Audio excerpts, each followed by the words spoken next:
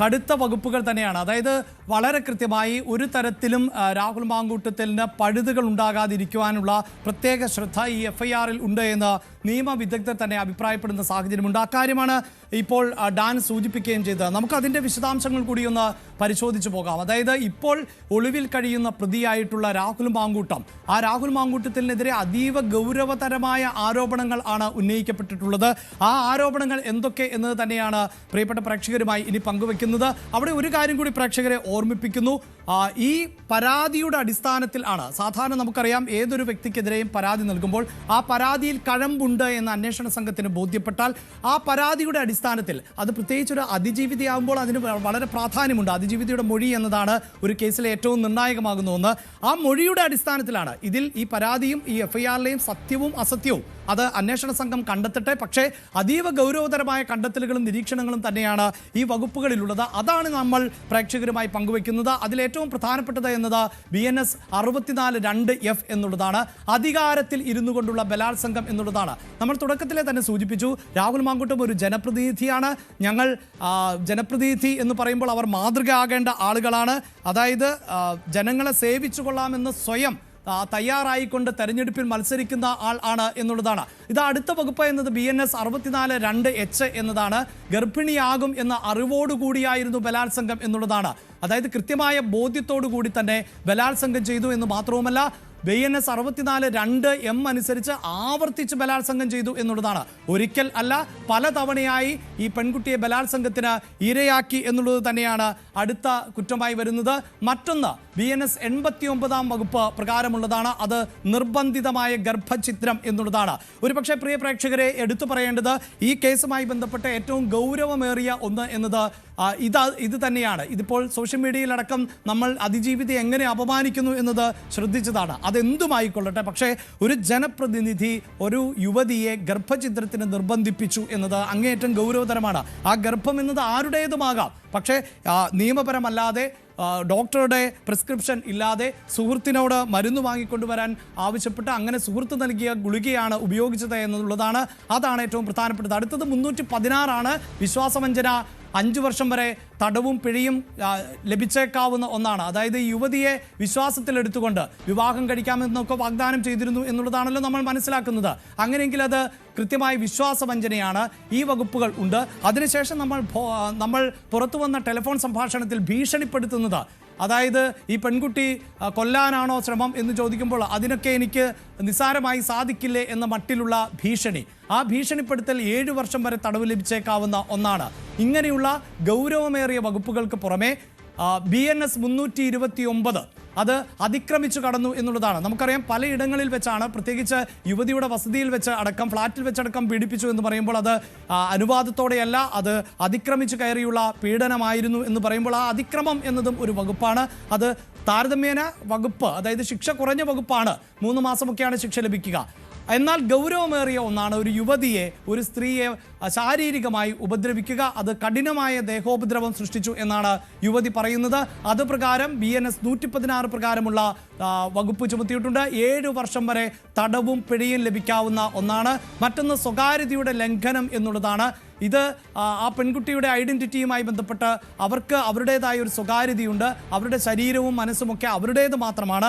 അതിലേക്കാണ് കടന്നു വന്നത്. അവിടെയാണ് ഈ IT ആക്ട് ഉൾപ്പെടെ അവരുടെ വ്യക്തിത്വത്തെ ബാധിക്കുന്ന തരത്തിൽ, അവരുടെ സ്വാതന്ത്ര്യത്തെ ബാധിക്കുന്ന തരത്തിലുള്ള ഇടപെടലുകൾ നടത്തി അത് സമൂഹ മാധ്യമങ്ങളിലൂടെ ഉൾപ്പെടെ അല്ലെങ്കിൽ സോഷ്യൽ മീഡിയയിലൂടെയും മറ്റു മീഡിയയിലൂടെയും എല്ലാം ഇത്തരത്തിലുള്ള പ്രതികരണങ്ങൾ നടത്തി എന്ന് മാത്രവുമല്ല, ഇത് IT ആക്ട് പ്രകാരം ഉള്ള വകുപ്പാണ് എന്നതാണ്. ഇങ്ങനെ ഗൗരവമേറിയ വകുപ്പുകളാണ് ഇപ്പോൾ ചുമത്തിയിട്ടുള്ളത്.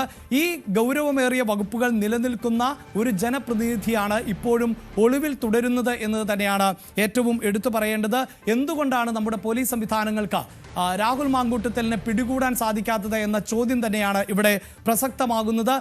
അവിടെയാണ് രാഹുൽ മാങ്കൂട്ടത്തിന് വേണ്ടി പോലീസ് അരിച്ചുപെറുക്കി തെരച്ചിൽ നടത്തുന്നു എന്ന വിവരവും നമ്മൾ പ്രേക്ഷകരുമായി പങ്കുവെക്കുന്നത്. അതേസമയം തന്നെ വളരെ പ്രധാനപ്പെട്ട ഡേറ്റകൾ രാഹുൽ മാങ്കൂട്ടത്തിലിൻ്റെ ഭാഗത്ത് നിന്ന് അല്ലെങ്കിൽ അവരുടെ അനുയായികൾ നശിപ്പിക്കുന്നു എന്നുകൂടിയാണ് നമുക്ക് ബോധ്യപ്പെടുന്നത്. അതുകൊണ്ടാണ് ഈ വ്യാഴാഴ്ച ദിവസത്തെ ഡേറ്റകൾ ഇപ്പോൾ, അതായത് CCTV ദൃശ്യങ്ങളടക്കം ലഭ്യമല്ലാത്ത സാഹചര്യവും ഉണ്ടാകുന്നത്. പ്രിയ പ്രേക്ഷകരോട് ഓർമ്മിപ്പിക്കുന്നു, ഇതെല്ലാം യുവതിയുടെ പരാതിയുടെ അടിസ്ഥാനത്തിൽ എടുത്തിട്ടുള്ള വകുപ്പുകൾ ആണ്. ഈ വകുപ്പുകൾ നിലനിൽക്കുമോ?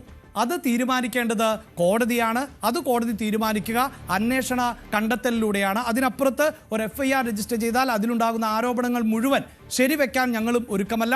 അത് ശരിയോ തെറ്റോ എന്ന് നമ്മുടെ അന്വേഷണ സംഘം കണ്ടെത്തട്ടെ. പക്ഷേ യുവതിക്ക് പറയാനുള്ളത് വളരെ പ്രധാനപ്പെട്ട കാര്യങ്ങളാണ്. അത് നമുക്ക് മുഖവിലയ്ക്ക് എടുക്കേണ്ടതായിട്ടുണ്ട്. അത് എന്ത് എന്ന് കൂടി വളരെ പെട്ടെന്ന് പ്രേക്ഷകരുമായി പങ്കുവയ്ക്കുമ്പോൾ യുവതിയുടെ മൊഴി എന്നത് 2024 ഓഗസ്റ്റ് 22 വിവാഹം നടന്നു എന്ന് തന്നെയാണ്. അവർ അത് നിഷേധിക്കുന്നില്ല. 2024 ഓഗസ്റ്റ് 22 വിവാഹം നടന്നത്. പക്ഷേ അത് നിയമപരമായി രജിസ്റ്റർ ചെയ്തിരുന്നില്ല എന്ന് യുവതി പറയുന്നുണ്ട്. പക്ഷേ നിയമവിദഗ്ധർ പറയുന്നത് ആ വിവാഹം പലരും അറിയിച്ച് നടത്തിയ ഒന്നാണ്. അതുകൊണ്ട് നിയമപരമായി രജിസ്റ്റർ ചെയ്തില്ല എന്ന വാദം നിലനിൽക്കുമോ എന്ന സംശയം പ്രകടിപ്പിക്കുന്നുണ്ട്. ഒന്നിച്ചു കഴിഞ്ഞത് 4 ദിവസം മാത്രമാണ്. ഭർത്താവുമായി ഒന്നിച്ചു കഴിഞ്ഞത് 4 ദിവസം മാത്രമാണ് എന്നും യുവതിയുടെ മൊഴിയിൽ പറയുന്നുണ്ട്. അതോടൊപ്പം 1 മാസത്തിനുള്ളിൽ തന്നെ ഈ ഭർത്താവുമായുള്ള ബന്ധം പിരിഞ്ഞു എന്നും പറയുന്നുണ്ട്. അവിടെയാണ് രാഹുൽ മാങ്കൂട്ടത്തിലിൻ്റെ മറുവാദം ഉയർന്നത്. ഭർത്താവ് ഉള്ളപ്പോൾ തന്നെയാണ് ഈ ബന്ധം സ്ഥാപിച്ചത് എന്നും ലൈംഗിക ബന്ധത്തിൽ ഏർപ്പെട്ടത് എന്നുമൊക്കെയാണ്.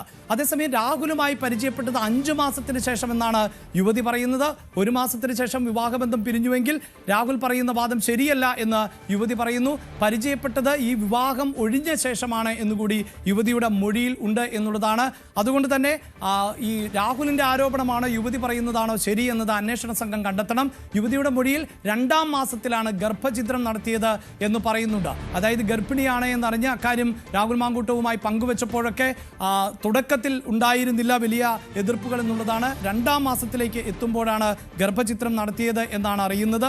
ഇതിൽ ഡോക്ടറുടെ മൊഴി കൂടി പ്രധാനപ്പെട്ടതാകും. അതായത് 2 മാസങ്ങൾക്ക് ശേഷമാണ് ഗർഭഛിദ്രം നടന്നത് എന്ന നിലയിൽ ഡോക്ടറുടെ ഭാഗത്ത് നിന്ന് ഡോക്ടറുടെ നേതൃത്വത്തിൽ ആയിരുന്നില്ല ഈ ഗർഭഛിദ്രം നടന്നത്. പക്ഷെ പിന്നീട് വലിയ തോതിൽ രക്തസ്രാവം ഉണ്ടായ പശ്ചാത്തലത്തിലടക്കമാണ് ഡോക്ടറെ സമീപിച്ചത്.